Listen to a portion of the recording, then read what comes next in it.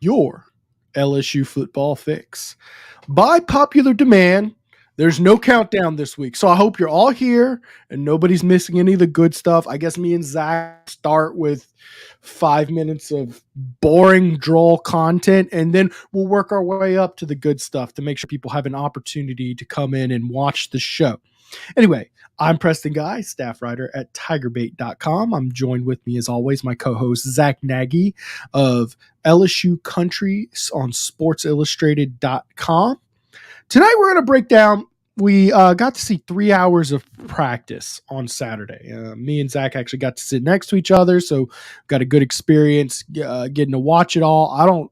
I was debating whether or not we had 3 hours of total practice viewage during the entire Les Miles era, because he would give you like 2 or 3 practices per whatever session, spring, fall, whatever, and then he'd give you like 10 minutes and you're done. So we're going to do that. Got to thank my sponsor tonight, Celebrity Theaters, for making it possible to have the show this year. Y'all check them out on Sunday. It's National Cinema Day. Y'all know we have a stupid holiday for everything. We have a holiday for National Cinema Day, and that's a stupid holiday, but you know what isn't stupid? $4 tickets at Celebrity Theaters located on George O'Neill Lane. So y'all go check them out. We get to a few comments here. Let's see here. He's here for the countdown. Big Hona's count. We let him down tonight. No countdown. All right. Is this Preston's show? Of course it's Preston's show. And y'all know what to do. Share and hit the like button. All right. Mike Scarborough is making fun of me. We had a great show last week, very well viewed, lots of engagement, all that good stuff. His number one comment was, "Man, why are your likes so down? Are you telling the people to like the show?" And I was like, not really. You know, I hope if you like it, you hit like. Not today. I'm going to push y'all like 4 times. Smash that like button. Hit that like button for us. Get us up there. Like, subscribe, share, and put the banner up. Smash that like button, okay? We're going to get our likes up tonight. Cousin Trey. Hey, Preston, looking forward to the usual great show. My brother from another mother. What's up? Look, even Cousin Trey is saying smash that like button. There's no actual relation between me and Trey, by the way. Maybe distant, but I just call him Cousin Trey because of the last name. Let's see here. It would be nice to duplicate the backfield like that 2013 team with Blue, Hilliard, Ford. You're thinking of 2011. 2013 was Jeremy Hill who took over for that team, and he was a beast. You're thinking 2011. And I think this backfield is comparable until what I saw on Saturday. All right, so let's just dive into it. On Saturday, we were at Tiger Stadium. What was your single biggest takeaway from the scrimmage on Saturday, Zack? I really loved what Zy Alexander brought to the table, man. He looked the part. It was like 2 forced fumbles. Or maybe it was 2 pass breakups and a forced fumble and a recovery. And he forced 1. I know that for sure. Yeah, he looked phenomenal out there. And, we're looking for somebody to kind of take over that starting cornerback spot. And, obviously Sage Ryan went down and he was on the other side of Zy Alexander. But, man, I loved what he's bringing to the table. There were a couple of questions about it, if he can compete in the SEC and handle, like, the brighter lights because he's coming from Southeastern. But, man, he answered those questions to me. In that fall camp scrimmage, it's a small sample size, but – we'll see what happens when the lights are a little bit brighter, but he looked fantastic to me. All right, I'm going to go a little more on the nose with my biggest takeaway because this more drastically changes my perception of the team. I thought that Zy Alexander was going to be your number 1 corner, and it looked like he was doing good. Caleb Jackson. I mean, everybody's talking about Caleb Jackson, of course. That's a given. He looks fantastic. Yeah, I mean, he was really good. He had the big 71-yard. The thing that really stood out to me is I went and covered him a few times in high school and filmed him. He looked just like he did in high school at Liberty High. I mean, he's shifty. He's a big kid. He's bigger than his numbers show. And he's got that track speed. So you get a big old dude going that fast. You don't understand. You cannot arm tackle a guy like that going full speed. And that's what we saw. We saw a bunch of guys try to get a hand on him. But he's got 205 pounds of just sheer velocity going downfield. It is hard to tackle that. You have to be in good position. So basically, by the time he gets up and going, it's already too late.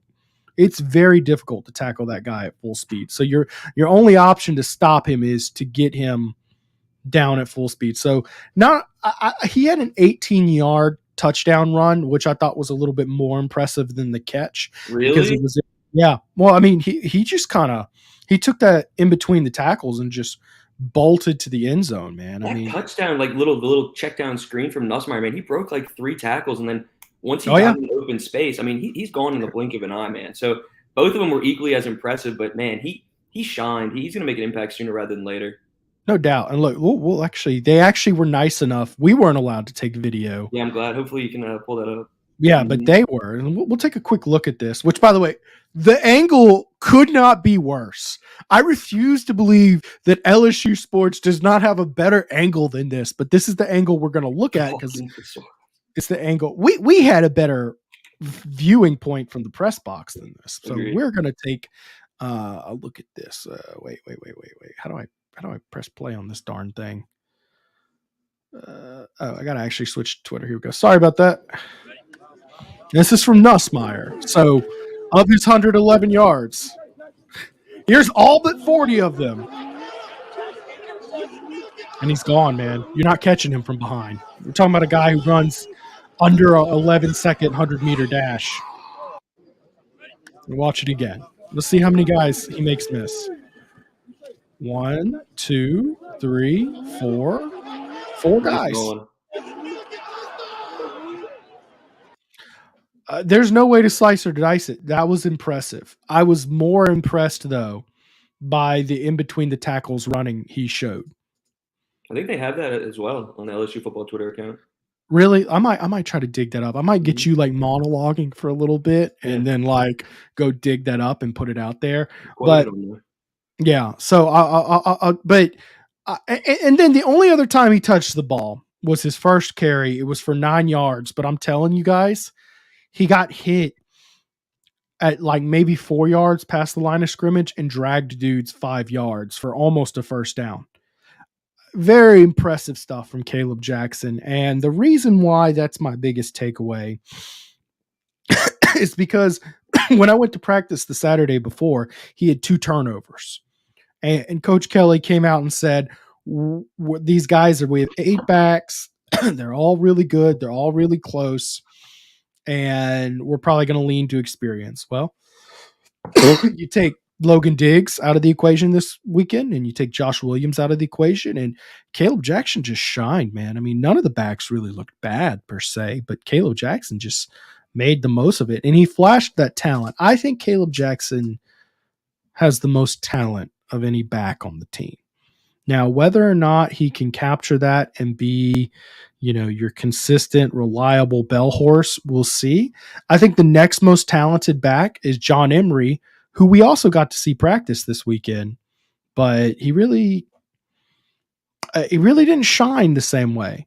Now, when I say he got a single snap during that scrimmage, I think he got a snap. I definitely remember seeing him out there, but I don't remember any stats. Let me see. Did I really impactful? You took the unofficial stats. Yeah, I did. And it's funny. I thought a lot more guys were going to be out there keeping stats. It was really just me and Moscona. I didn't see anybody else keep stats this weekend. So shout out to my days at the Advocate where they'd have me on the sideline of games in 100-degree weather and make me present a whole box score by myself. Those skills came in handy this day. Also, shout out to my time at the SID where we also took LSU scrimmage notes. But I was actually kind of happy. Me and Moscona's stats were basically the same. Yeah, they were really similar. I saw that too. Because you remember, I cracked a joke in the press box. I was like, if you say it, I say it, and we all agree it's the same numbers, it happens. Official. Yeah, it's official at that point. So obviously, I didn't coordinate with Moscona. He was way down on the other side, but they're mostly accurate based on what we're seeing from that. And I'll read out those stats to you real quick. Let me see if I can find my notes real quick here, guys. I do apologize. I had them pulled up and then I took them down. All right. In the scrimmage portion, Jaden Daniels was 6 for 11 for 57 yards. Remember, y'all, there was only 43 plays in this scrimmage. He threw a touchdown pass to Noah Kane. Nussmeier was 5 of 8, 111 yards. That sounds like a gaudy, 20-something yards. Remember, 71 came on one swing pass to Caleb Jackson, which wasn't the most impressive pass in the world. Admittedly, he did his job, but it's not like he was just out there throwing darts on every play. Ricky Collins, 3 of 7, 26 yards, 1 interception. He did also take 3 sacks. Granted, he's playing with the threes, but yeah. It is what it is. Noah Kane, 3 carries, 13 yards. Jaden Daniels, 2 runs, 20 yards. Most of that came on 1 run, which was really good. I think it was like 18 yards. Trey Holly, 1 run, 3 yards. Ricky Collins had 5 runs, including the 3 sacks. Including his 3 sacks, he still had 16 yards, so he had 2 really good runs. And Trey Bradford had 3 runs for 12 yards. And, of course, Caleb Jackson ran for 2 carries for 27 yards. So he's your leading rusher on just 2 carries. Granted, nobody really got a ton of carries. So not like a gaudy box score type day, but we're talking about 43 plays, and you're talking about rotating 1, 2s, and 3s out there. Who also stood out to me was Andre Sam, who is looking like an absolute beast. I don't see a way you keep him off the field on that defense, right? Yeah, I agree. I think you might slide down like Greg Brooks into the nickel or something, and then run like a 2 safety set with Major Burns and Andre Sam, because he shined, man. He's looked that way the entire fall camp, and he's been somebody that like everybody within the media has kind of agreed with. Like he looks the part. So it'll be intriguing to see how they use him this season, because he's looked fantastic. I agree. He's a menace, is the way I put it, man. He's just running all over. They're not really using him on blitzes like you would typically associate menace with on a defense. He's a ball hawk. Like he's just wherever the ball's at, all over it. He forced a fumble on Mason Taylor, by the way. You realize that's like a 50-pound difference in size, and oh boy, Andre Sam, he don't care. Taylor's up, dude. Mason Taylor's at like 250 pounds now. He looks like a beast. What's up, Nagy guy? I'm just going to say he missed the Nagy combo. I don't know if I want to put that out there, but it is sitting there. Let's see here. I'm going to get a couple comments before I get to some other major. I want to get to some of my broad takeaways. And of course, someone saying my stats were way off. I only saw one other person's stats, and they're pretty close. What's up, Josh? What's up, good folks? All right. My broad takeaways. I'll start with the defense. In the 7-on-7 portion, LSU's offense is just absolutely cooking the defense. I mean, they're roasting them, just throwing it all over the field. They cannot cover those receivers, and the quarterbacks are just throwing darts. And it's good plays by the offense, by the way. It's really good routes being ran, and a lot of times it's just a perfectly thrown ball on a perfect catch, and it was pretty tight coverage, but it really wasn't close. The offense has been, just cooking in those 7-on-7s and 1v1s. Now, I don't know about you, but I noticed when the full defense was out there, it tightened up a lot. We didn't see Jaden Daniels going like, 10 of 13 or 10 of 11 like he was, in the scrimmage in the 7-on-7 portion. It was a lot more conservative for both Nussmeier and Jaden. And of course, once Ricky Collins ran out there, those backups on defense really were eating real good. It's a different ball game, when you get that front 4 up there, because 7-on-7, there's no pass rush. There's nobody like, going towards Jaden Daniels, Garrett Nussmeier. So the receivers can kind of do whatever they want in open space, but that front 4 is phenomenal. So when they're pressuring the quarterback, it makes their job a lot more difficult. And it showed for sure. Jaden Daniels was scrambling, and kind of to stay on that, I loved what Jaden Daniels was doing outside of the pocket. He was making throws on the run. He wasn't trying to play hero ball. He was being smart with the football. So that was something that really intrigued me during the scrimmage, was when pressure was on him, he didn't really fold. Yeah, no doubt. Now, other broad observation. In the 11-on-11, Jaden Daniels did get a little more conservative with checkdowns.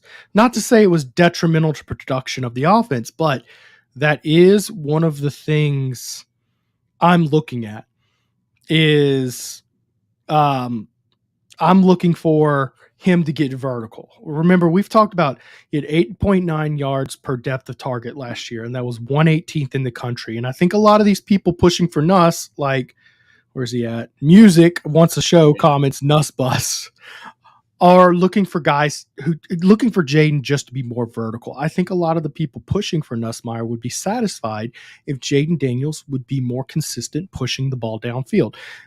Spring game, he was incredible with it. A lot of times at practice, he's been good with it. He did get a little more conservative in the practice. His first 3 completions were all like, shorter throws to Mason Taylor. He did not have a wide depth of target. His touchdown was in fact to Noah Kane on. It wasn't like a swing pass. It was like almost like a Texas route. Yeah. He caught it in the middle of the field. I didn't see the route, and it's not like I get replays or anything, but he caught it about 4 or 5 yards in the middle of the field. So that kind of makes me think it was a Texas. It could have been a variety of routes though, but it wasn't like a super long, deep throw. He did take some shots. They weren't all completed, and he did take some other shots out there. Do you think he was too conservative with his checkdowns, or did it look good to you? I kind of wrote about that just because I wanted to see him push the ball with some 20+ yard throws, and he kind of stuck with the short balls and intermediate throws. So that was something that I definitely took on my end. I would have loved to have seen him push the ball down the field a little bit, even if you're sliding Chris Hilton in with the ones for a little bit, because I love the vertical threat that he is. But for the most part, like you said, he kind of stuck to his short routes, checkdowns, and intermediate throws. So I would have liked to see a little bit more, but it is what it is. Yeah, right. And there will be opportunities to do it later on. You just hope that by the time Florida State comes around, he is getting a little more aggressive. Preston, heard you and Skona's notes were wrong as they were fact-checked on Power Hour and Blake from AYS. Can you speak of the allegations? I didn't see that, or nobody told me that, so I'm assuming you're messing with me a little bit. But all I got to say, if you got a problem with my stats, go find the media member or Skona's, because I know me and Skona's were real close. If you got a problem with it, go find the media member who was keeping stats, because I was seriously on a pen and paper, scribbling, trying my best. I'm not saying I'm perfect with these. I tried my best. Sometimes I was like, yeah, I think that ball was on the 35, and it looks like it was about 7 yards. It might have been 9. I don't know. I tried my best to give y'all what I could. It's not like we're out there, with, a full official stat crew doing it. I'm just out there doing my best to scribble it out. I'm giving the people what I saw to the best of my ability. All right. With that, I'm going to take a second to thank our sponsors tonight. Of course, we have to thank Celebrity Theaters first and foremost as our title sponsor. They make this show possible this year. Celebrity Theater is Louisiana's only locally owned and operated theater with locations in Baton Rouge, Broussard, and Ruston. For years, Celebrity Theaters has been committed to providing a total family entertainment to its patrons. Because it's locally owned and operated, you're guaranteed to see every single time a clean facility, better pricing, superior customer service, state-of-the-art technology. The Baton Rouge location has an invigorating arcade featuring more than 50 games. It's the largest in town. They have a bar featuring wine, beer, and frozen drinks, oversized leather reclining seats, and of course the Dolby Atmos sound system. Complete with the largest screen in Baton Rouge. So y'all make sure to go check out the Baton Rouge location. And remember, guys, on Sunday, $4 for National Cinema Day. It's another BS holiday, but that's okay because we get to save some money at the movies. Lance Hurd was out there.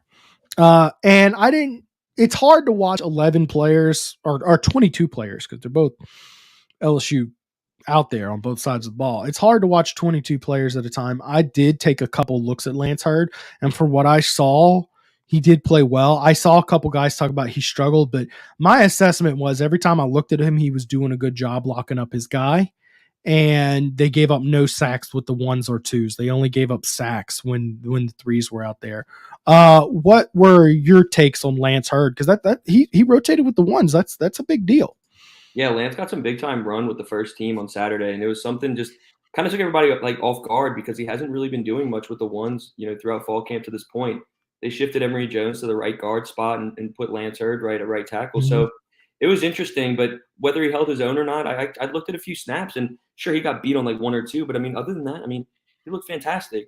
He's big, burly. He looks like a junior. He looks what a 5-star is supposed to look like. But Yeah. for the most part, he held his own, and I'm really intrigued to see what they do with him this season. I'm also intrigued to see what he does because they had to do some shuffling. I mean, you're talking about picking an all-conference right tackle and shifting him in, which a lot of people think that guard is a more natural position for him. Yeah. But that's a lot of shuffling to do on your offensive line just to make sure you can incorporate a true freshman, man. If he's going to get on the field, he has to be really good. Because right now, your second team offensive line is very good right now, Exactly. man. There's no room for just, well, he's okay. Let's work him out there and see. No. You got plenty of guys out there. Let's see here. We all know you're doing a good job. Hey, look, guys, I'm not even here to like defend myself on the stats. I did the best I could do. I was there. I watched it. I just put out what I saw. I mean, I other than this chat tonight, I haven't heard anybody call me out on say, the stats were bad. And by the way, like I said, I only saw one other media member who even went through the effort to do it. So I hope, if nothing else, you can appreciate the effort and attempted accuracy. I think Moscone even had like Wilson, Alexander, and Cobble like helping him out too. I think they collaborated on their. Oh, really? You didn't help me out at all, man. You did your thing. You know who did help us out though? It was too much. Bruni was sitting there doing a little bit. Bruni gave a couple little pointers. Koki, this is Koki Riley at with the binoculars. Yeah, he had his binoculars, and I was like, man, hey, what number was that? And half the players have their numbers folded up like under their pads. So it's like you only get to see the top half of the number from one side. And I was like, man, I really hope that was Trey Bradford because all I see is half a 2 right now. But we mostly figured it out. Don't sweat the JV squad. Not going to let the haters get me tonight. Let's see here. Based on your observations, will any running back outrush Jaden Daniels? Number one, very good question because there's a couple dynamics that go both ways on that one. Number one, does Jaden Daniels run the ball as much as he does last year? And that has to go down, right? It has to, especially with what they're trying to do with this offensive system. Yeah, there's just no way. So Jaden Daniels will probably run closer to 500 yards this year. Number two, the other side of that coin, is there a running back that breaks out and takes the lion's share of carries, which right now your front runner based on just 3 carries in a scrimmage. That's Caleb Jackson. But I think they will have a robust rotation. The guy was mentioning the 2011 running back rotation. I think it's going to be similar to that, where you don't have a guy who just runs away and steals the show. I think Caleb Jackson's the guy who has the ability to do it, but I mean, we're trying my best not to overreact on 3 touches in a scrimmage. Yeah.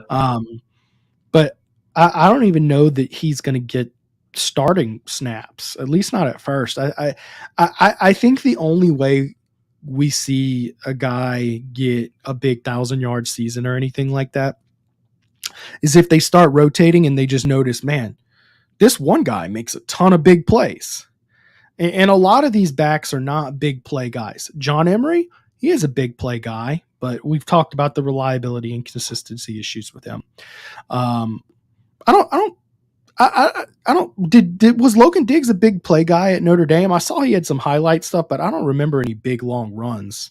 Nothing too crazy. He's kind of like an all-purpose back, in my opinion. Like, you can catch out of the backfield and get explosive in that area, but I'm not quite sure if he was this big old explosive runner in that area. Yeah, I certainly from the film I watched, I don't recall any big long runs. Maybe some like avid Notre Dame fan can recall that information, but I don't personally recall that. We know Noah Cain is not a big play guy. I mean, he's good for 4 or 5 yards on any play, anytime you need him. Josh Williams is not a big play back. He's a very He's a complete back who can catch. He can block very well, which I love a back that can block. If you watch the Jaden Daniels touchdown against Alabama, you see he made a hell of a block to let Jaden Daniels get that game winner. You posted it earlier today. I saw that. Yeah. Oh, I saw someone tweet it. I was like, yep, nothing gets me excited more than a skill player blocking, man. I mean, I can't stand pretty boy wide receivers who just – I'm here to catch the ball. I can't throw a block downfield. Man, the downfield blocks are the difference between a 20-yard game and a 70-yard game. I mean, it really is the truth here, because once you get to that third level, there's only a guy or two you got to beat. So one block there just means so much more. So I love that about him. I think Caleb Jackson is your big play back, and maybe Trey Holly, but we haven't seen it yet in practice. I think Caleb Jackson has your best runaway speed. He is your most explosive back. He is your strongest back. I mean, he's chiseled. He's really chiseled. So maybe Caleb Jackson could take that and run away with it. But even that, I'm hesitant to say he will. He does have the Jeremy Hill potential is all I'm saying. But unless we see something like that, it's very possible that your leading back is going to have like 650 yards. But then your next leading back is going to have like 570. And then you're going to have another one with 450. Like expect that kind of stat It's going to be a mixed bag. Like, I completely agree. You're going to have to utilize all your weapons there. And we kind of talked about that last show, is that you're not going to have like this 1,000-yard rusher. For the most part, it's going to be divvied up in a big way. And you were talking about Noah Cain in a big way, and I was talking about Josh Williams and Logan Diggs, and it's kind of like a three-headed snake there. And now you got Caleb Jackson emerging. You have a ton of weapons to utilize. Absolutely. Let's get to a couple comments here. Let's see here. Man, a lot of comments just came in. Let's see here. So Jackson is the guy who can break a tackle. Yeah, that's pretty much what I'm saying. I mean, not only what I'm saying, but I just played the video clip of him doing it. He had 2 touchdowns on 3 carries. Let's see here. You know what gets me excited? Stats when they're correct. All right, guys. All right, come on. Been on the stat stuff for a while. Come on, guys. I think they just think it's funny at this point. Let's see here. I don't want to hear any excuses, P guy. I'll be your buddy Sanji next time. All right, cool, man. Appreciate you. Let's see here. Exactly. Don't over exaggerate 3 carries in a scrimmage. There's enough shows doing that kind of hyperbole. I don't know that I've heard hyperbole out there. I haven't watched every show, but it's tough not to get excited when you see that. And quite frankly, across the board, all the other stats are just mundane guys doing their job. The only thing eye-popping on the stat sheet was Caleb Williams. Let me see here. I'm gonna try to go down my list of observations here. Mason Smith was there, but he did not participate in scrimmage or drills that I saw, contact drills. Andre Sam, I mentioned the great pass breakup he did on a play that actually looked like an RPO. I was sitting there talking with Brune, asking if it was an RPO or just a play action, and he said he looked like an RPO because his eyes were staying downfield. Yeah, it looked like an RPO. I know exactly what you're talking about. Which I don't know how the hell he saw eyes looking downfield from our seat in the press box with no replay or anything like that, but it did look a lot like an RPO to me. Again, the defense. A lot of people have been concerned if it was a problem. If you were looking for the defense to play better, you got just that. Once that defensive line was going, we know how good the defensive line is. They had 10 of their 11 starters out there. Jacoby and Guillory filled in very nicely for Mason Smith. They definitely looked a lot better. They forced Jaden Daniels into some checkdowns. The twos did screw up on that one big play. We saw some pretty bad looking tackling against Caleb Jackson, but other than that, the defense played much better in the 11-on-11 portion. Aaron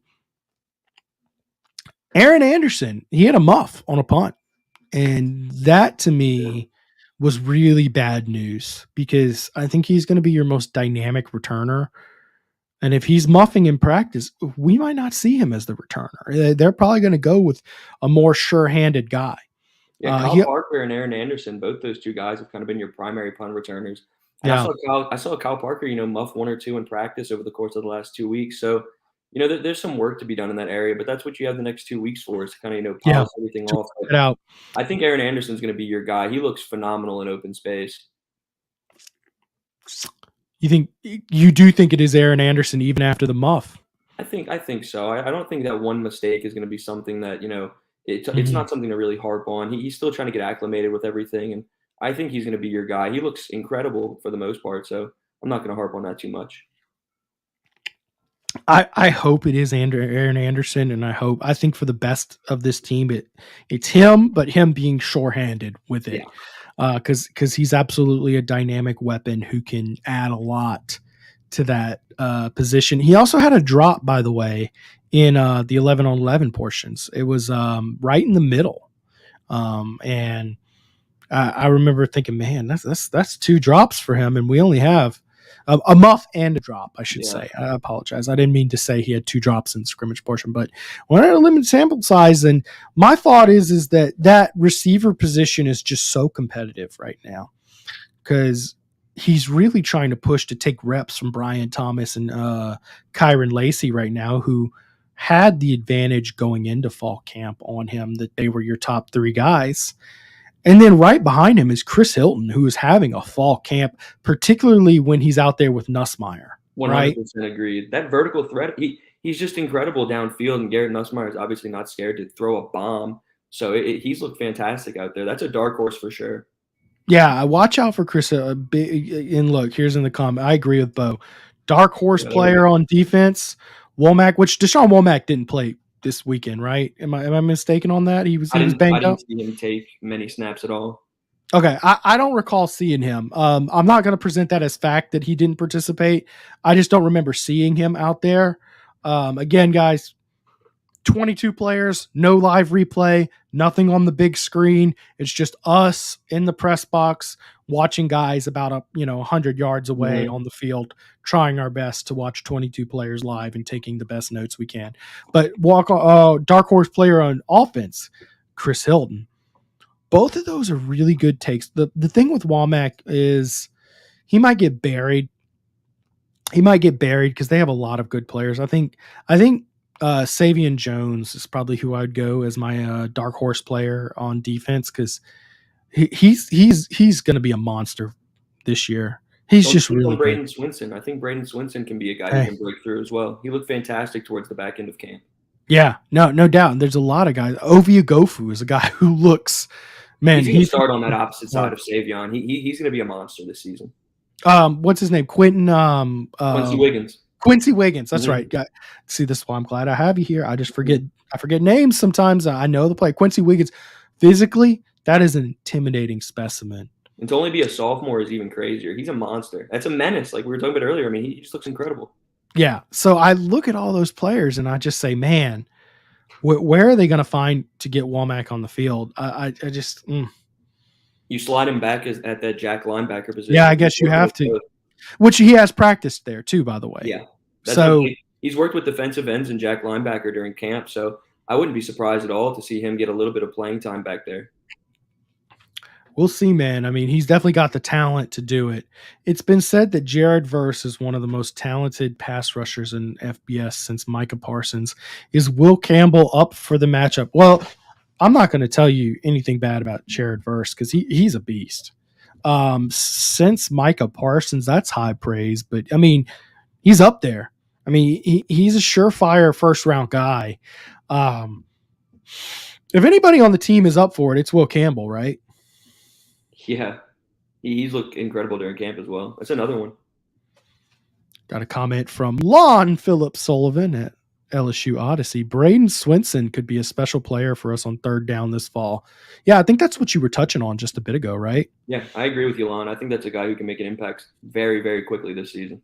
What I love about the defense is there's just a lot of guys who are capable of coming out. Like Jordan Jefferson's a guy we haven't even mentioned.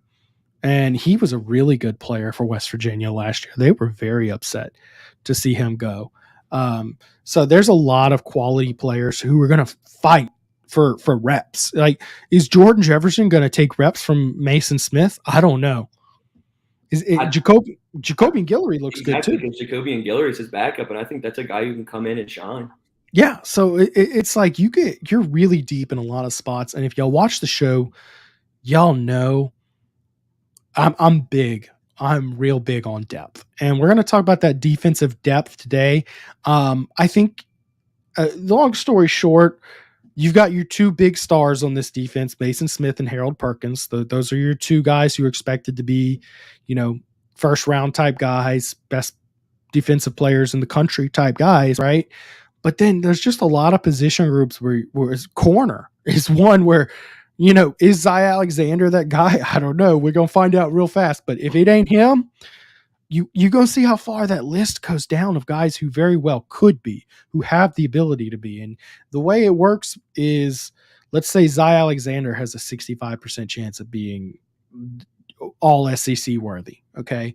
And, you go down the list, Deuce Chestnut, 50%. Then you go down, Denver Harris, 10%, all the way down to him.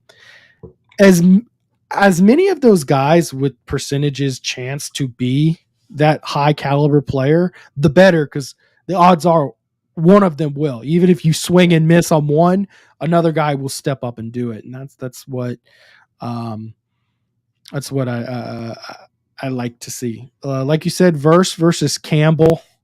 Those 2022 reps are epic viewing from last fall. Campbell loses the first rep, then begins to get a good foothold. This round 2 will be. He's absolutely right on that. And yeah, last year, it was a mixed bag. It was Will Campbell's first game last year, which is the craziest thing about it all too, because he held his own as just a true freshman. So you're definitely going to be seeing 2 first round guys. Two of the best. Top 5, top 10 versus a freak. Oh yeah, absolutely. And Will Campbell's well on his way to being a first round pick too, though. Oh yeah. He's a year out though. So you're going to be seeing what might be the best offensive lineman on defensive lineman matchup this year. I'm not telling you I've gone down every list of who's the best offensive lineman, but I'm just saying you can't get much better than that. Yeah. There's only a handful of better matchups that are possibly available. That one very well could be.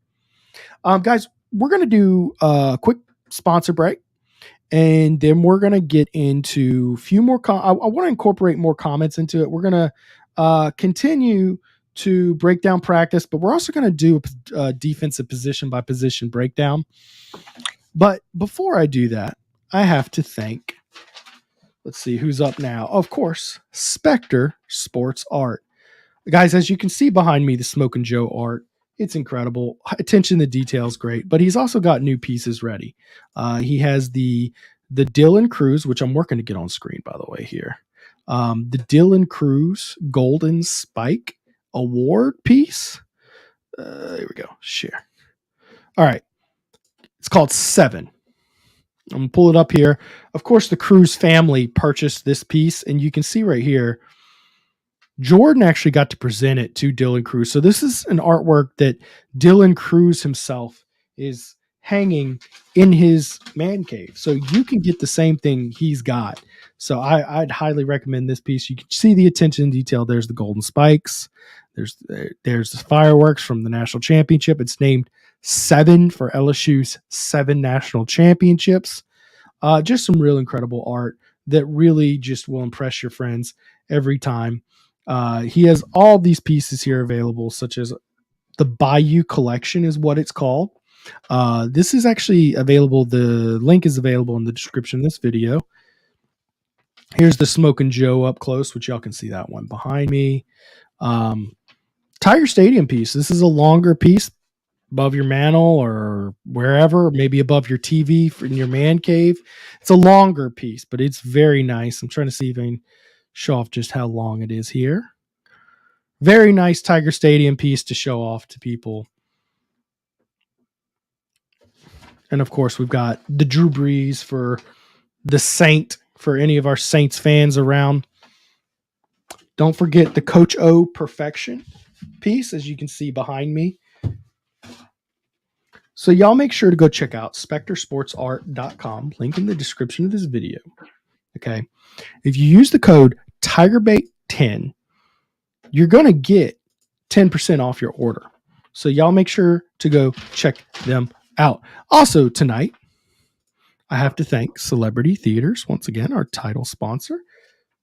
Y'all make sure to check out all their weekly promotions. Monday is Senior Savings Day, $5 for all patrons over the age of 55. Tuesday, Bargain Tuesday, discounted movie tickets and concessions for all. Wednesday is College Night, admission for college students after 5 p.m. is just $5. Baton Rouge location has half off arcades all day long. And then Thursday, Baton Rouge location only, Thursday, discounted bar items. Which, by the way, someone had a comment earlier about nothing like an adult beverage in a movie. I just want to say it's like we're living in the future with that one. Y'all don't forget $4 to go see a movie on Sunday, National Cinema Day. So y'all go check that out. And of course, don't forget to smash that like button, y'all. Remember, Mike Scarborough was making fun of me for the likes not being high enough. I don't care about all the analytics and stuff like that, but y'all hit that like button for me so I'm not getting made fun of. Big Honus Kellis. LSU needs Denver Harris to be Denver Harris. Zach, what do you think he means by that one? He needs Denver Harris to look like the 5-star he was at a high school and not the Denver Harris that we've seen, last year and carrying into fall camp. But we need to see him reach that potential because, if he keeps up right now, he's just going to be running with that third team and you won't see many snaps from him at all in Tiger Stadium this season. I'll tell you that much. Yeah, no doubt, man. And right now, he's completely buried. That's the harsh truth of this. He is utterly and completely buried. Let's see here. Nice piece. Thank you. Hey, make sure to go get one and drop that promo code so he knows who is sending you there. Hopefully they get a Paul Skeens one. I've talked to him about getting a Paul Skeens one, by the way. Really want him to because, man, Paul Skeens is a beast. Did you see Paul Skeens has moved up to AA already? Yeah, he's flying. You could see him play in the majors this season if everything keeps going on this trajectory. All right, so Zack knows baseball way better than me. That's one of the things I'm excited about. Is he's more of an all sports guy. It's a pretty fast rise to AA, right? There's only AAA beyond this, and then he's in the majors, right? He's cruising. He's really cruising to this point. Him and speaking of cruising, him and Dylan Cruz both. Cruz also moved up, they're right? both up to AA, and you could have made the argument that they could have started at AA just because they're just that talented. We could see them, play a major league game by the time this season ends if they keep up on this trajectory. Brad David, did any of the offensive linemen stand out in the scrimmage? I would argue that they all did because neither the ones nor the twos gave up a sack. We talked about Lance Hurd looking pretty good for a freshman out there. Did anything else catch your eye?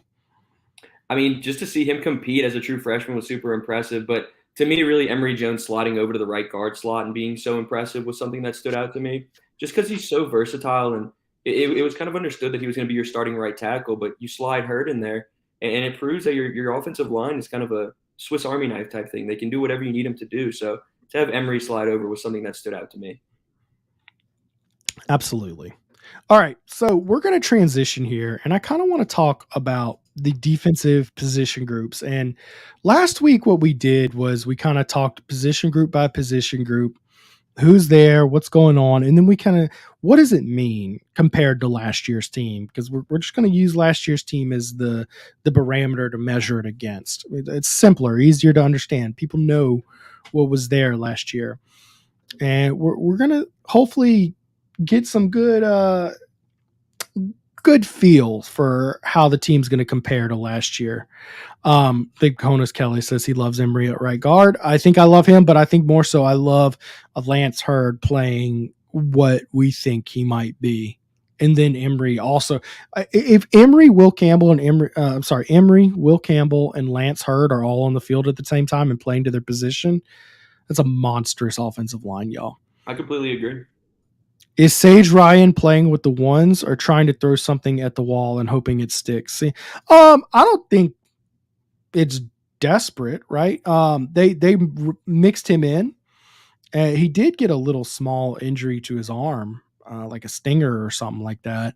But it doesn't seem desperate to me just because there's so many other guys who can play that. I'm trying to remember, did he get hurt playing with the ones or twos? I think it was with the ones because I think he got hurt when he hit Mason Taylor. So I think it was some one-on-one action right there. Yeah, so I don't think it's a desperation. I think they're just trying to rotate some different guys in there because bear in mind at safety right now you've got Greg Brooks, you've got Major Burns, you've got Andre Sam, who is playing phenomenal, by the way, but positive marks across the board for him. And then you've got Taviano there, who is he? People are they're happy about Javian Taviano's progress. I don't necessarily believe they're desperate, and that's why they're. I just think Sage Ryan's a guy who's a veteran who's been around 3 years now, and they're trying to see if he can go out there and make a difference.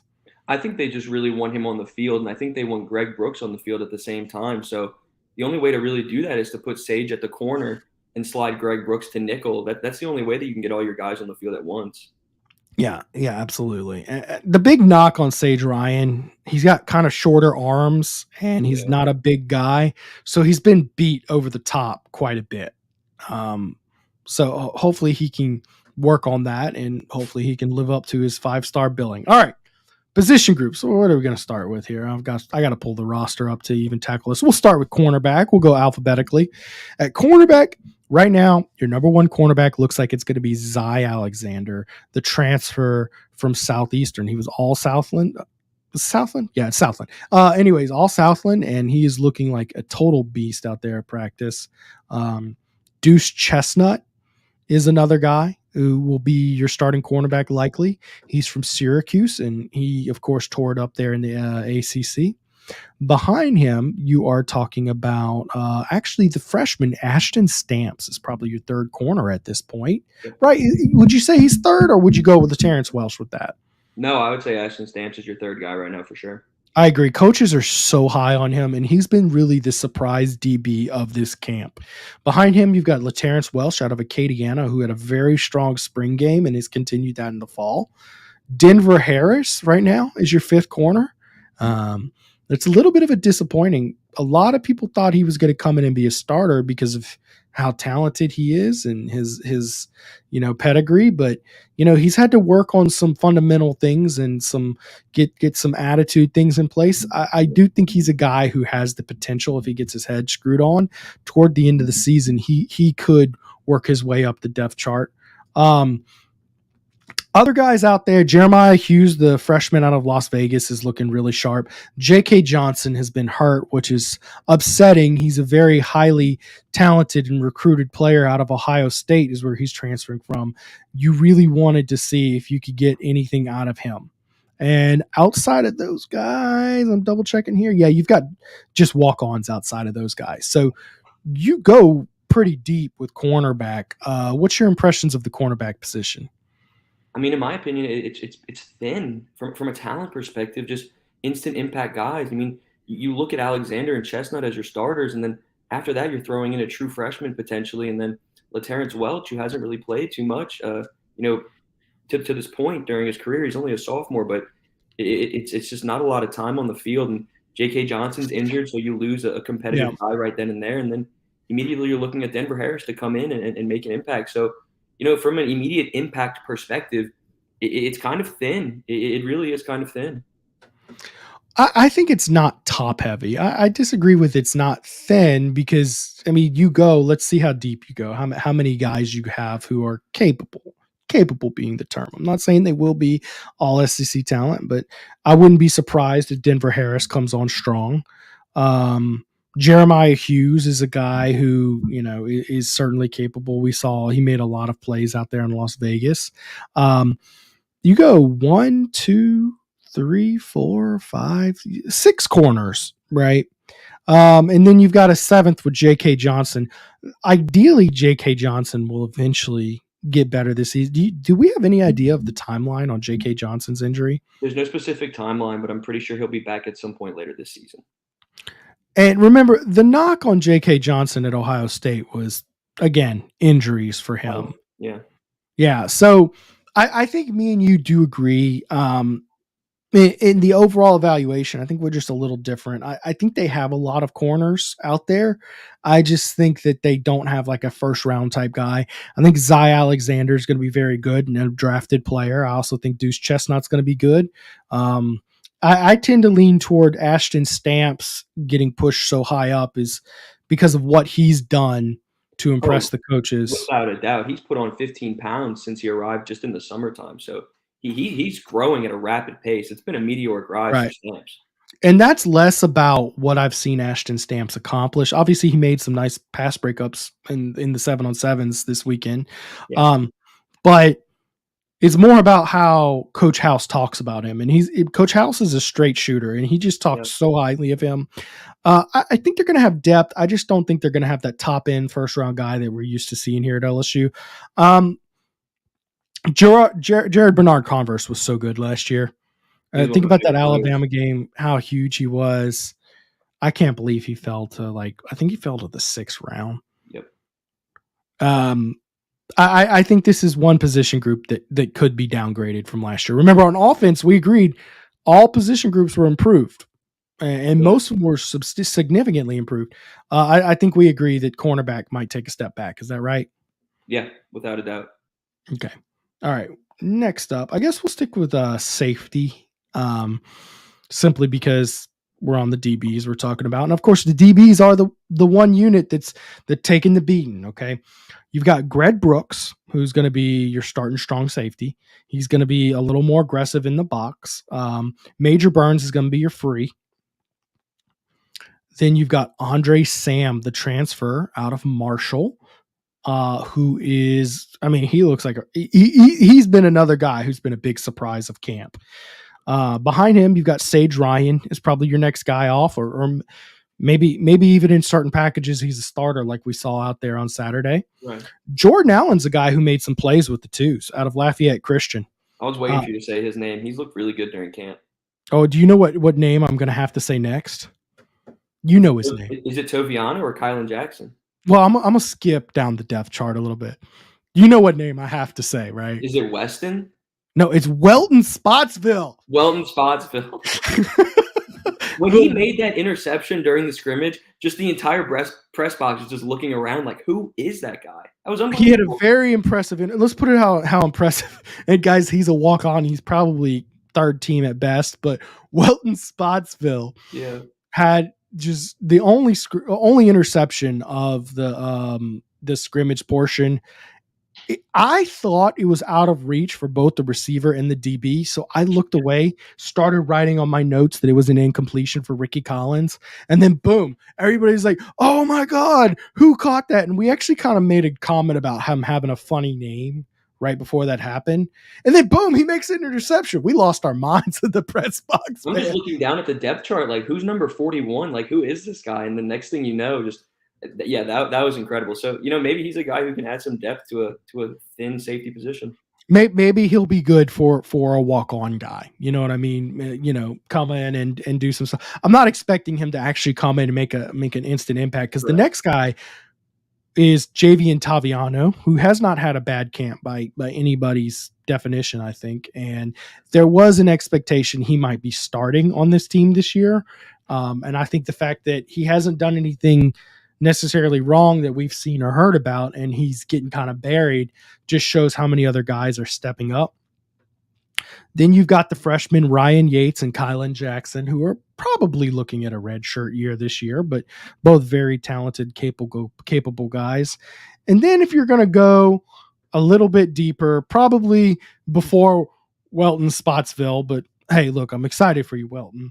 You got Quad Wilson, Frank Wilson's son, who of course had the 100,000-yard interception for a touchdown in the ball game. So safety, you have Matthew Langlois too. There's somebody as well to keep. Oh yeah, Matthew Langlois. But it's an extra body when healthy as well. Oh yeah. So that's a lot of that's more capable safeties than corners. The other thing about this is a couple of these guys, like Sage Ryan and Taviano, can bump to corner if need be. I think that's not ideal, particularly with Sage Ryan, who's played some nickel. I think they want to get him playing safety if possible, but realistically, he'll probably play a little bit of nickel. And then Taviano is another guy who has a history of playing some, but I think he scouts out more as a pure safety than a corner, but it's just easier to rotate him in out there. Safety, what's your overall impression of the safety position? maybe we could say that this group's a little bit top heavy in the sense of you have Andre Sam, Greg Brooks, Major Burns, and Sage Ryan as instant impact type of guys. And then, after that, here we go again with, some youngsters who aren't really as proven. I'm a fan of Javian Toviano. I think he's as versatile as it gets. But after that, it's a lot more unproven guys, and we'll see what can happen with that group. But there's a lot of bodies, but we'll just have to see how healthy they can stay. Of course, last year your safeties were mostly Major Burns and Greg Brooks, but you also had Joe Fouché out there. And obviously Joe Fouché made some plays throughout his career. Good player. You definitely wanted him on the team last year. Yeah. That being said, I think Andre Sam might be an upgrade over Joe Fouché. And I think the experience returning of Major Burns and God, I'm getting mixed. Greg Brooks. Brooks and Burns, they got the two B's in my head. I'm getting all miscombobulated. I think the returning veteran presence of those two guys will prove to be very, very helpful for this team. And they should be better than they were a year ago. Even though they battled injury, they both should be improved.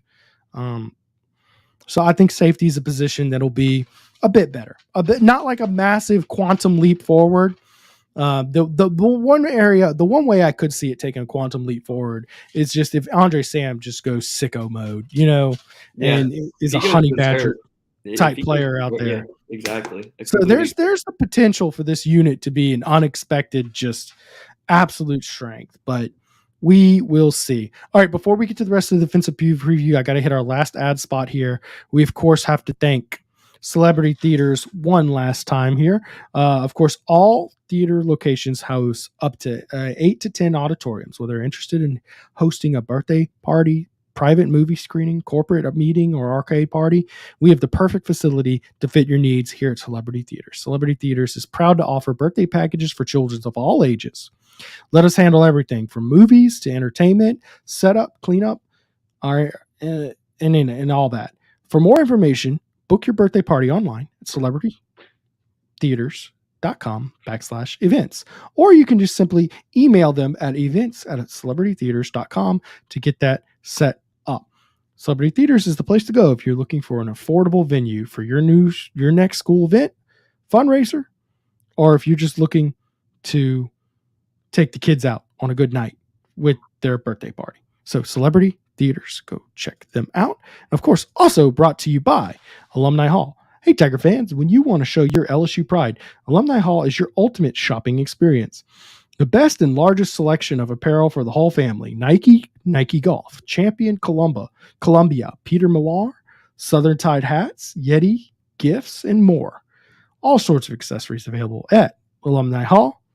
LSU students, faculty, and military receive 10% off in-store every day, and you earn cash back with their Hall Pass rewards.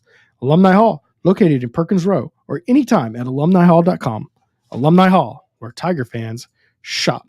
And thank you, Alumni Hall, for making everything we do possible. Let's continue with our defensive breakdown. I'm going to try to rush this out so we don't go too late here. Defensive end. And of course, this is the defensive end gets kind of muddled in the Matt House system because a lot of these guys rotate in at jack linebacker, which is essentially, it's a pass rushing position, so we're going to try our best to keep those two separated as much as possible, but we're probably just going to be talking a lot about guys who get off for the quarterback here. All right. Your number one defensive end is likely, trying to think, would it be Ovie Gofu or Savion Jones? They'll both be on the field. Savion Jones. It's 1A, 1B. Yeah, they're both on the field at the same time, but Savion Jones is probably your best defensive end on this team, right? You could say that. Ovie's a little bit more proven in a sense, maybe, but more stats, that's for sure. Yeah, he played more for Texas, but I'm just expecting. Savion Jones has been in the system for LSU. This is now his third season. When he's played, he's been very good. I expect him to have a monster season, but Ovie Gofu is a physical specimen, man. 6'4", 250. I mean, he's every bit of that, and he's a senior, so he's going to have a fairly strong year. The twos, we're looking at Quincy Wiggins and Braden Swinson at this point. are we talking about being the twos? They rotate a lot at the twos. I would say Quincy and Braden Swinson for sure. Yeah, Swinson and Quincy. And then behind him, you're talking about Deshaun Womack, who's the guy, the 5-star freshman we were just talking about, and Paris Shan, the transfer from Arizona, who's been very, he's put out a lot of stats. I mean, when you have guys like Paris Shan, who you're talking about possibly being on your third team defense, that's a good thing. It means you have lots and lots of depth. Paris Shan is a junior. So, he's got some serious experience out there. And then, of course, a guy who I think is going to be very good eventually, I think he needs some time to beef up, is Dylan Carpenter, out of Santa Ma. So we haven't seen too much out of him in fall camp, but just keep an eye out for him down the road. I'm high on him. That's how I feel about Jackson Howard. The guy out of Minnesota, the number 1 player out of Minnesota. I think Jackson Howard can be a guy. I think he can be a dude. In fact, I think he can be somebody who can make an impact sooner rather than later. And he might fall back to the Jack linebacker role for us. Yeah, that's how they have him listed, by the way. Yeah, he's going to be a talent. Remember, I said the line gets really thin nowadays. In that madhouse system. Yeah, between what a defensive end and a rushing linebacker is, Jack linebacker, Jackson Howard's listed with the linebackers. So we'll touch on him later. But yeah, don't sleep on Jackson Howard. That's for sure. I just think with Dylan Carpenter, I don't think we're going to see him make a huge impact this year. I think that because of the previous mentions names, I think it's going to take some time for him to get out there, but he's going to be a beast one day, man. I'm telling you, he's got a big frame and a high motor. I'm high on him. He ain't no 3-star. Even though that's what they pegged him as.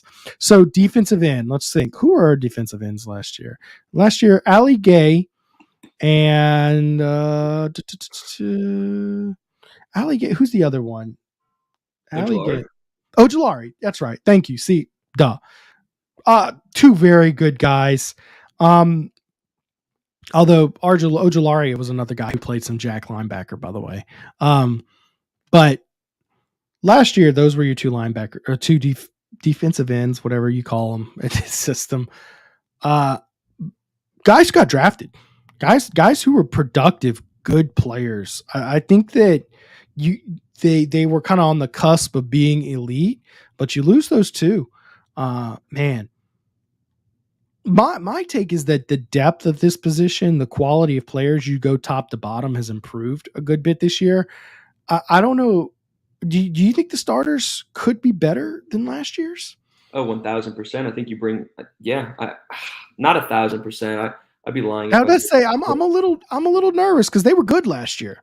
The quality's different, but you have so many guys who can step in and make an impact if need be. But I mean, I'm a big fan of Savion Jones. I think he can make an impact soon. I think Ovio Gufo is the exact same way. So maybe not the talent level of somebody like BJ Ojulari, but definitely some guys who can step in and do what you need them to do.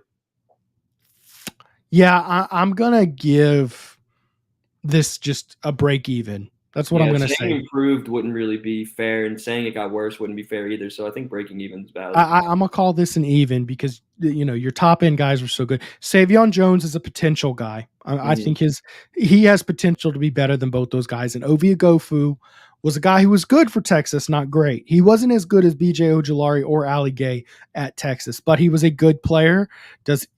Physically, he looks like a specimen out there. Does he take that next step for LSU? We will see. I'm going to call this one a break even. All right. Defensive tackle. Now, this is the one you should be smiling at because we've kind of given you a mixed bag of results so far with the 3 position groups on defense. I don't think this is going to be a mixed bag. Starting defensive tackle, Mason Smith, who has only played in 10 games in his career, by the way, which I just find wild. And of course, all conference, but both these guys were first team all SEC, if I recall correctly in the preseason. Mekhi Wingo. Now, last year it was mostly Mekhi Wingo and Jacobian Guillory.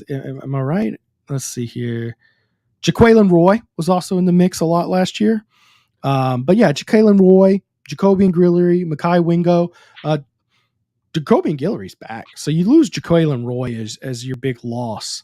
But you got Mason Smith, Mekhi Wingo. That should be the best pair of defensive tackles in the country. I can't think of a better one. Then Jacoby and Guillory, who we saw came in for Mason Smith, who was sidelined, played pretty well. And then let's see the next defensive Jordan Jefferson from West Virginia. I think he's going to be your fourth defensive tackle. And then behind them, you're talking about a number of guys, really. Bryce Langston is a guy we're kind of been waiting to break out. Is this his year? We'll see.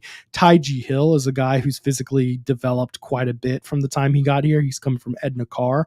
Jalen Lee, the transfer from Florida out of Live Oak. Another a guy that you're happy to see end up at LSU because he's a guy who was committed to LSU.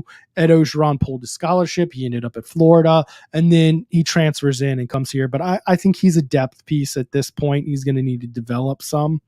And then Fitzgerald West, who I'm pretty high on, the defensive tackle out of LCA, a guy who I think he needs time, but I think he's coming. You know what I mean? Defensive tackle. What's your impression of that position? I mean, I think bringing in Mason Smith's kind of like bringing in, a big-time transfer just because he didn't play last year. Like you said, he's only played in 10 games. So to get him back is massive. And, obviously he's been banged up during camp. He's been battling a sprained ankle, a couple of lower leg injuries in that aspect. But, I mean, you get him healthy, and that's a key guy coming in for you. Mekhi Wingo's proven himself. So he's somebody who the production that you're going to get. So you have those two guys starting right there, and you're in phenomenal shape, especially with the secondary that's kind of, shaky at the moment. If you can have your front four get to the quarterback and put pressure on him, it takes pressure off of your secondary. So an upgrade is where you're looking at when it comes to this defensive tackle position. I think you're talking about a substantial upgrade. Possibly. The depth is phenomenal. The depth looks great. Possibly the biggest upgrade on the team. And that's not really too bad. What Mekhi Wingo did last year was really impressive, man. Yeah, it was. And Mekhi is not a guy who is just a physical specimen. He's 6'1", 295. I mean, look, I'm roughly the same size as Mekhi Wingo, but I love interviewing Mekhi Wingo. He's so interesting to talk to. He is a smart, intelligent player who knows how to play with leverage. I don't know if he'll be first-round draft guy, but kid's got 5-star heart. We talk about Josh Williams as a guy who wasn't highly recruited. Josh Williams has 5-star heart. Mekhi Wingo, 5-star heart, and he shows it on the field. So I think getting Mason Smith, who is, he's 5-star everything. He is a freak of nature. Getting him back and healthy, colossal boost. Mason Smith will be substantially better than Jacqueline Roy. And then Jacoby and Guillory coming off, he'll be substantially better than he was last year. And then you add Jordan Jefferson to the mix, who, in my opinion, I think he can make an impact. He definitely can. He's capable. It's just, does he get the opportunity? Exactly. Will they be able to rotate him in and get him there? Because you've got so many good players. When we're talking about Jordan Jefferson, a guy who might not even play, a guy who was a starting defensive tackle for West Virginia and one of the best players on that team. I talked to some West Virginia. I have family from West Virginia. They were pissed to see him go. Oh, yeah, they were pissed, dude. So I think defensive tackle is going to be a significant upgrade, possibly your biggest upgrade on the team. Okay, moving on. We're going to try to wrap this show up here in just a bit. By the way, guys, if y'all liked the show, please hit that like button and subscribe to the channel. We appreciate that. And I would really appreciate Mike Scarborough not making fun of me when I wake up tomorrow because I only got 150 likes instead of 300. Linebacker. Of course, we're going to start with Mr. All-World, Harold Perkins, who's moving into the inside linebacker spot. And then we've got Omar Spates is probably going to play right alongside him. Before we touch on the Jack, those two linebackers, how do you feel about those two guys? It's an incredible 1-2 punch. They're kind of different. It's just a good dynamic. They complement each other well, and it's shown throughout camp. Harold Perkins, like you said, is all-world. You know what you're going to get from him. But somebody like Omar Spates was a productive Pac-12 player. Yeah. He shined when he needed to. And I really think he's taking strides in the right direction. His body looks a lot different. He's put on a lot of size. He's been well-conditioned. He hasn't been complaining too much in the hot, humid Baton Rouge weather. So I've loved everything about Omar Spates to this point. You know what you're getting from Harold Perkins, so you don't even really have to say much about him. But your start is incredible. It's like he's so good, we're not going to waste any time with it. I mean, the one thing you can say about him, how does he adjust to the middle linebacker role? I suspect he'll be just fine. And I think that they will get him after the quarterback too. They're going to find more creative blitz packages for him. If those two play to what we're projecting them to be, they could be the best linebacking core in the country, given that they're probably going to run mostly nickel sets because that's just the era of football we're in. And those guys will be your two linebackers for the most part. But we haven't even mentioned there's a quality linebacker who's played some good starting reps for this team, Greg Penn III. That's some good depth, man. I mean, he'll rotate in and get some good quality play time. What's your thoughts on him? I think Penn could start at most SEC programs at this time. He's phenomenal, and obviously you bring in somebody like Omar Speights, who he has to start. I mean, it's his final go round. He's a beast. He balled out when he needed to in the Pac-12, but Greg Penn is somebody who's just a dude. And he showed that. I think he might have led the team in tackles last season. I'd have to go fact check myself. No, I think you're right about that. I recall seeing that too. Yeah, he that's absolutely wild to me. Yeah, he's a quality guy. So to have him kind of subbing in and giving you a piece of depth is incredible moving forward. Who do you think the starting Jack linebacker is on this team? There's a number of guys. I don't know. Would it not be Ovi? Yeah, they might actually pop Ovi back there. I don't. It's there's a lot of guys you could pop in there. I think your front four would be Savion, Wingo, Mason Smith, and Ovi, and then you come back and you have both Speights and Perkins. So I think that's how your kind of like front six would work, and then Brooks. You'd have Brooks, Zai. Yeah, no, I think that's how it would look. Let me tell you, projecting the starting defense in a madhouse defense is just so messy. But that's part of why it's an effective system, because you've got guys all over the field switching positions, playing same roles, but he might stand up and then it's technically a linebacker. It's a talented linebacking core and it's a talented front seven. Like I said, the fact that Greg Penn is there and might not, after being your leading tackle, might not be on the field every play. That's impressive, man. Jackson Howard is the other guy we were talking about. Watch him as an edge rushing linebacker. He might be able to steal some reps this year, right? I'd like to see them redshirt him and let him kind of continue to mold into his own.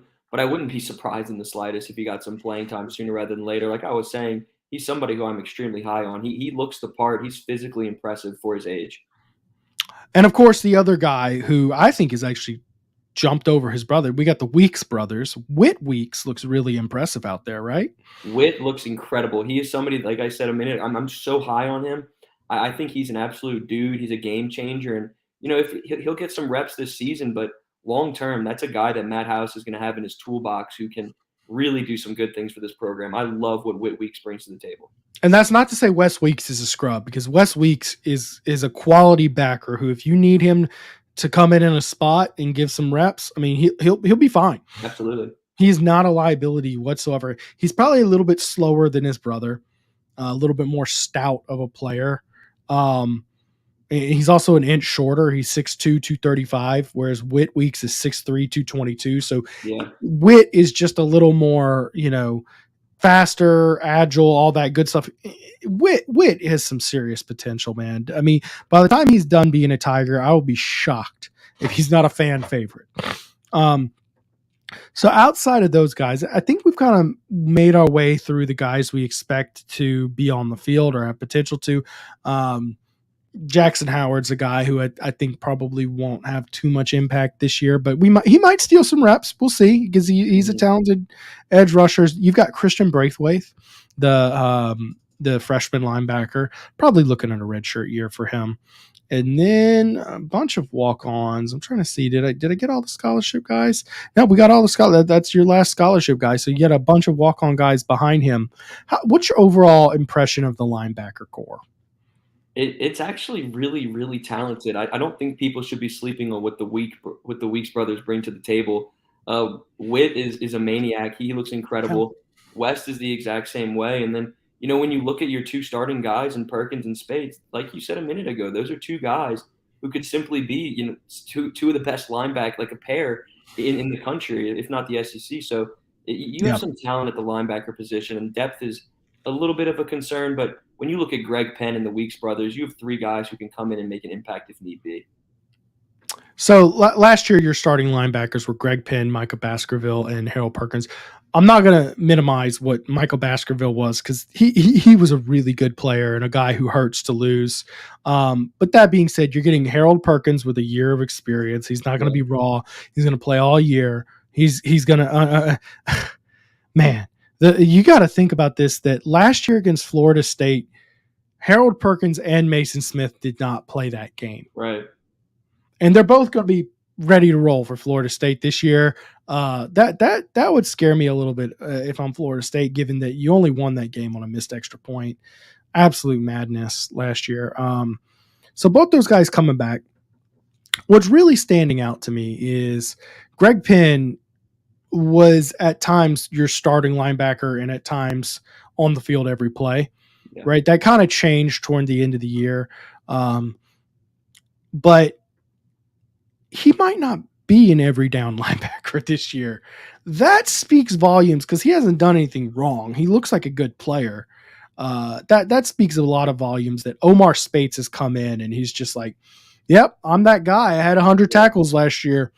Get ready to get tackled some more. By the way, sure tackler. I mean, one of the like if you come Omar Spates' way, you're going to the ground. So very, very sure tackler with him.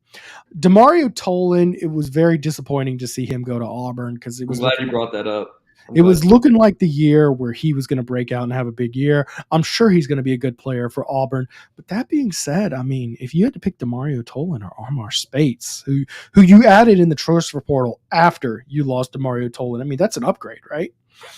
I think you could say it's an upgrade for this season alone, but long term, what Demario Tolan could have brought this program would have been incredible. But for the time being, if you're solely looking at the 2023 season, you're bringing in a seasoned veteran in Omar Spates. So that's a guy that you can rely on at any time of day. Because Tolan's only going to be a sophomore for Auburn. Mm-hmm. So that does kind of hurt. I'm not even sure he's with the Auburn program right now. I think something might have happened, but I don't really on that. I'm not quite sure. Yeah, look, someone commented that he's not even with Auburn anymore. Yeah, something I must admit, now that you mention it, I do recall seeing something about that. But again, I mean, I think linebacker is going to be an upgrade. Yeah, I don't want to say like defensive tackle as much of an upgrade, but because Harold Perkins was doing his thing last year, Michael Baskerville was doing his thing last year. I mean, it was good last year. It was really good. But it is going to be an upgrade just based off the improvement of Harold Perkins and adding Omar Spates. I think it's going to be an improvement. Do you concur? I can agree with that 100%. All right. Let's see here. Did I leave a position out this time? We got linebacker, defensive end, defensive tackle, safety, cornerback. We went through them all, right? Yeah. All right. I think the one position group, we went through all position groups, offense, defense.